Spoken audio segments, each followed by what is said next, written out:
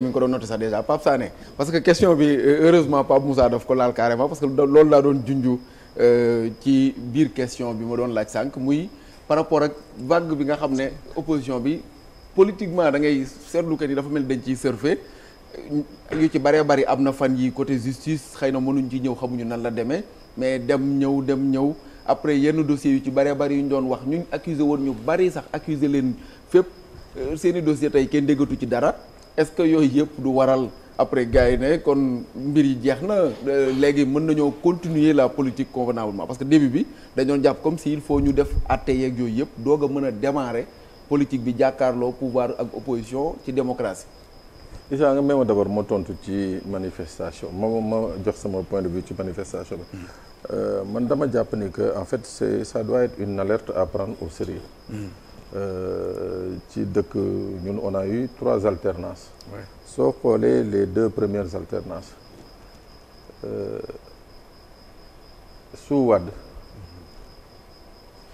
il a fallu 6 ans balaa opposition di réussir une manifestation de cette envergure. Ouais. Exact.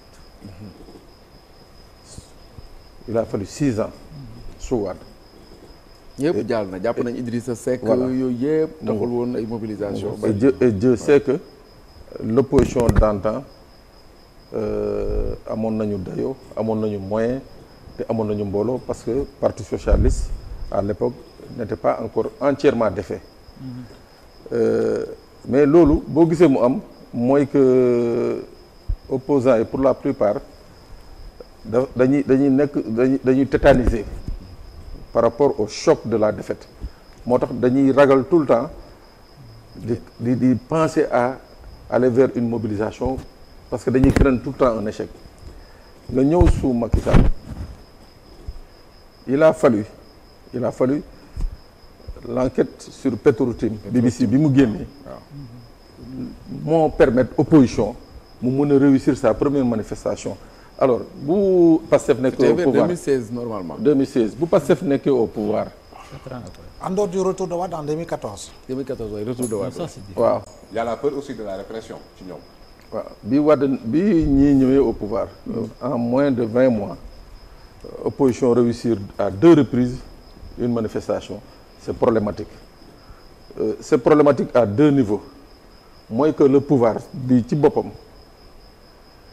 dama ko wax benn jour ci beneen format dama ne am na ñi nga xam ne ils allaient mourir de leur belle mort c'était le schéma prévu mais nguur gi moo leen yeewaat moo leen ressuscité muy benn ñaar y a eu ce qu'on appelle une politisation de l'espace public c'est-à-dire que nguur buy soog a egsi nga bëgg a taxaw ne soxlawuma état de grâce j'en ai pas besoin commencer di poser ay actes pas ay actes étatiques mais ngay poser ay actes politiciens de plus en plus politiciens bu boobaa da ngay may nit ñi courage tamit ñuy poser ay actes politiciens c'est ce qui a conduit à cette deuxième manifestation. cokkaas leen parce que d'une part am na moment boo xam ne ñoom dañoo noppi woon mais après. dañ leen a traité de résidu ñu baal ma ci kàddu gi. waaw mu ngoog donc yëpp dañ wax naan opposition amu fi ñu ci bari sax dañ doon toog ci plateau yi di ko wax. tout à fait opposition. léegi loolu nag ma ne c'est à prendre au sérieux léegi ci wàllu configuration politique au Sénégal c'est-à-dire fii le Sénégal parti yëpp c'est des partis de contraste. boo jëlee ci nguur gi fan yii passé on a nommé Déthié Fall.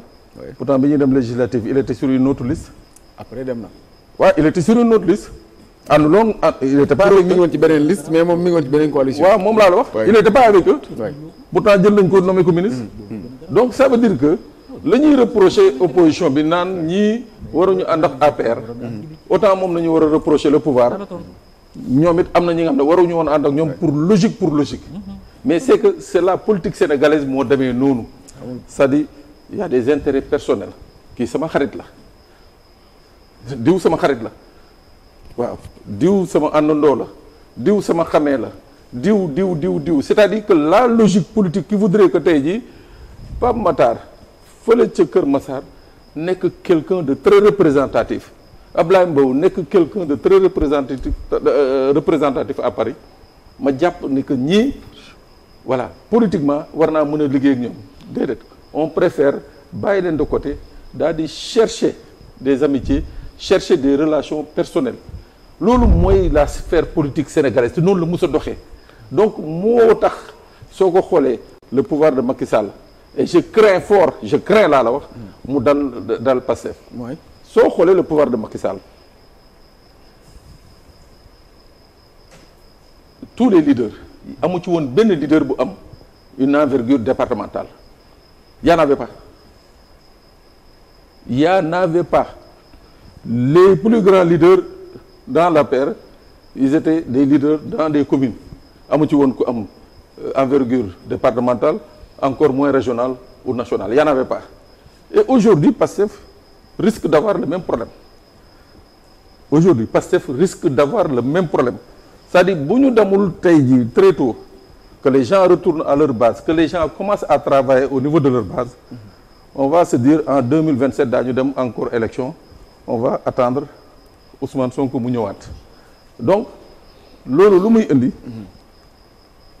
muy indi mooy que parti bi day am benn léthargie ci wàllu politique te loolu bu amee nag moom mooy indi ces fameuses alliances yi nga xam ne ku ci nekk da nga dem uti koo yaakaar ni que mën na la indil dara alors que vous n'avez pas les mêmes idéaux vous n'avez pas les mêmes idées vous n'avez pas les mêmes intérêts donc loolu c'était pour parler justement de cette manifestation mais léegi oui ci Déthié bi je pense que ni la comparaison bon des na parce que aussi xam nga Déthié gisuma ko mu ànd ak waa Benno Bokk Yaakaar je le défends pas gisuma ko mu ànd ak waa Benno Bokk Yaakaar dafa ànd ak pouvoir bi bon ba ñuy nekk ci kujje gi ba ñu demee au pouvoir peut-être soxlawuñu ko moom aussi mu continuer ses ambitions personnelles mooy que man dama am parti mais toute minorité est appelée à devenir une majorité continuer doxal partem ñu proposer ko alliance mu wax ci lu mu ci xalaat par la suite ñee woo ko ni ko yow suñu allié naturel nga mu bàyyi fa loolu dem parce que en fait bu àndoon ak ñoom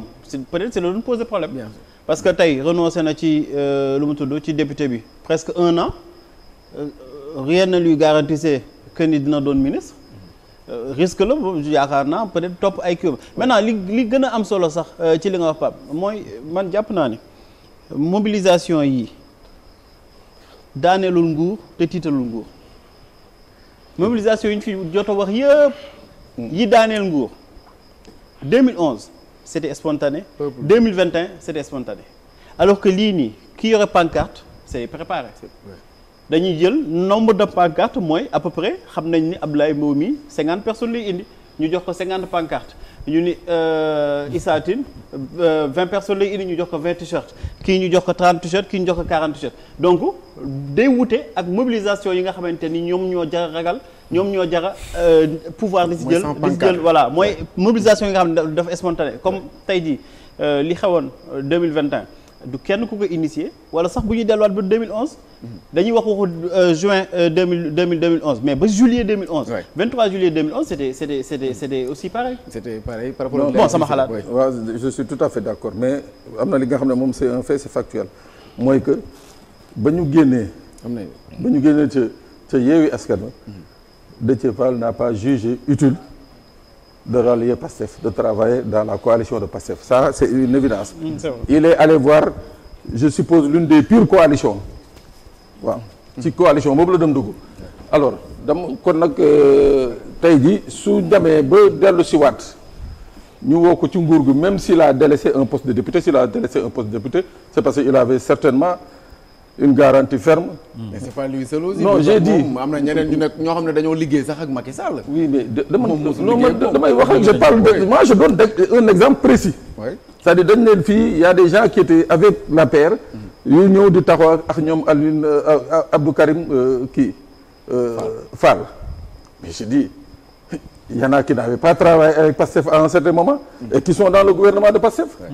donc c'est problématique donc. et des anciens de l'APR. waaw kon nag gis nga loolu. je crois que c'est la classe politique sénégalaise. ñoom seen bopp ñoo mel noonu. et pour ça ñun ñii nga xam ne ñooy électeurs yi Issa nga ma eggalee foofu ñun ñoo war a yeewu xam ni que les discours des hommes politiques pour la plupart du temps c'est des leurs seeni intérêt